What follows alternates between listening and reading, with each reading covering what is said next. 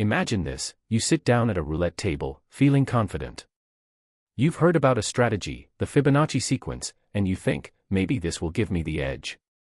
The reality is, even though the Fibonacci system is based on a mathematical formula, there's no guarantee it will make you money.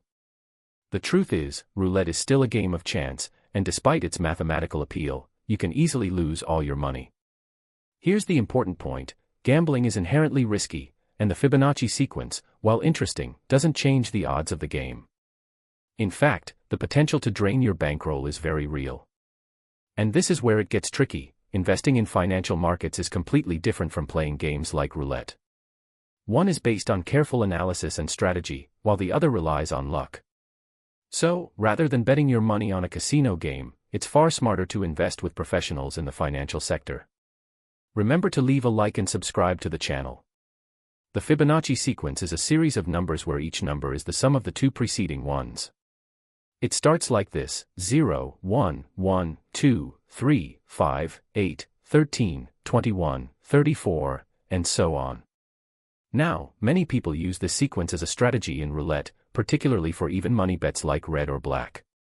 Here's how it works. You start by betting 1 unit. If you lose, you move to the next number in the Fibonacci sequence and bet 1 again. If you lose again, you bet 2, then 3, then 5, and so on. If you win, you move 2 steps back in the sequence. The idea behind this is simple: you increase your bets after a loss to recover your losses. In theory, if you have enough money and follow the sequence, you could eventually recover your losses. But, and this is a big but, you're still gambling, and the odds are still against you. Here's the catch: roulette is still a game of chance. Even with a mathematical strategy like Fibonacci, you're not changing the fundamental fact that the casino has the edge. The house always wins in the long run, no matter how sophisticated your strategy is. Let's say you start betting small, but you hit a losing streak. Before you know it, you're betting large amounts to cover your previous losses. This is where the problem lies. The Fibonacci sequence might seem like a safe way to recoup your losses, but if you lose too many times, you'll quickly be betting amounts that you can't afford, and that's how people end up losing everything. Even though the Fibonacci system may seem like a controlled way to approach roulette, it's still incredibly risky. The risk of blowing through your bankroll is very real. If you start with small bets and then lose several times in a row, the sequence can quickly escalate your bets to amounts that could drain your entire bankroll.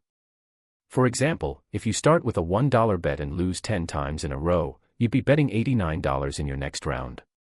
The losses can accumulate rapidly. And this is where many people make the fatal mistake of betting more to recover losses, which almost always leads to further losses. The longer you stay in the game, the higher your exposure to risk, and there's no guarantee that you'll come out on top. Now, let's talk about something far more reliable: investing in financial markets.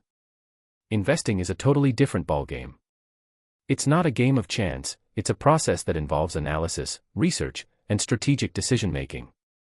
When you invest in stocks, bonds, or real estate, you're making informed choices based on data, performance, and market trends. On the other hand, gambling, whether it's roulette or any other casino game, is entirely based on probability and randomness. The house always has an edge, no matter what strategy you use. There is no skill or analysis that can change the fundamental odds of the game. It's a game designed for you to lose over time. So, here's the key difference: when you invest, you control the risk. You can choose to diversify your portfolio, make long-term decisions, and work with financial professionals to ensure your investments are aligned with your financial goals. Gambling, however, is inherently unpredictable and often fueled by emotion, impulsivity, and irrationality.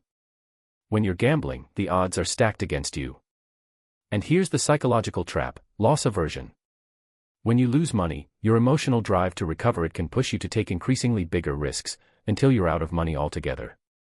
The Fibonacci sequence might help you manage your bets in the short term, but it doesn't change the fact that you're gambling. And that's where people get into trouble. In contrast, with investing, you're not constantly trying to recover from losses. You're growing your money over time with the help of professionals who manage risk and help you make informed, calculated decisions. So, what's my advice? If you want to grow your wealth, don't turn to gambling. The Fibonacci system, while mathematically appealing, doesn't change the reality that roulette is a game of pure chance. the potential for massive loss is always there. Instead, consider investing in financial products with the guidance of professionals who understand the markets and how to manage risk. Whether you're looking to invest in stocks, mutual funds, ETFs, or real estate, these are investments that grow your money steadily over time, instead of risking it all on a single roll of the wheel. The truth is, gambling should never be seen as a way to grow your wealth. It's an entertaining game, sure, but it's not a sound financial strategy. In contrast, investing in well-researched financial products is a much smarter way to build wealth and secure your future. Rather than risking your money on high-stakes bets at the casino, I encourage you to consider working with a financial professional. The right investment strategy can make a huge difference over time, and it's far less risky than playing games where the odds are stacked against you.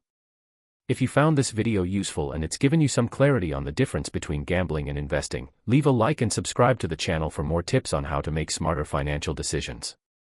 Thanks for watching, and I'll see you in the next one.